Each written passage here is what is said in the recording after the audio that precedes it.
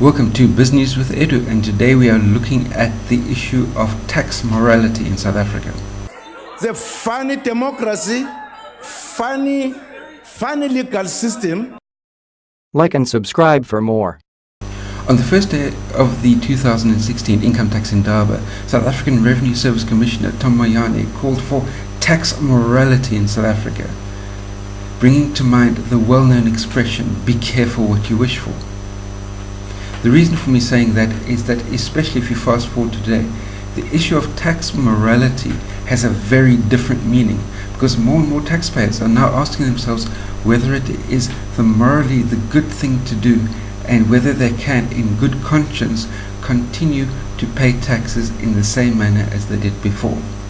In order to be able to unpack this just a little bit further, allow me to elaborate on a discussion paper, or a paper that was submitted or put together by the Romanian university by the name of Babes Bolai, and that was done back in 2012.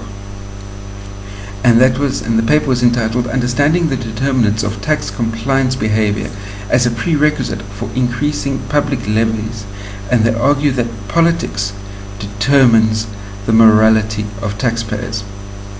In other words, if there's the feeling amongst the vast majority of taxpayers that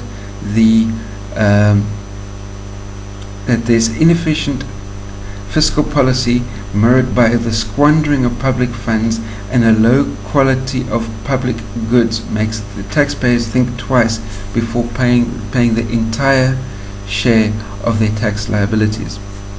And this is an incredibly important factor, especially in the light of what's happening within South Africa today.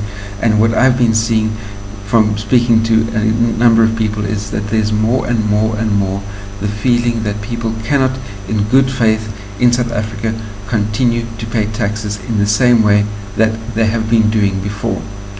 And this exact same aspect of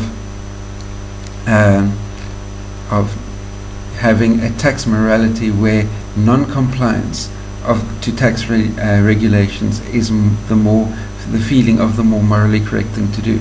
That's exactly the same thing that has happened in three major instances in history, that being the Egyptians, four instances: the Egyptians, the Spaniards, the Spanish Empire, the Roman Empire, and the Aztec Empire, all crashed because the morality feeling in amongst their tax base was that they could not, in good conscience, continue to fund a corrupt system.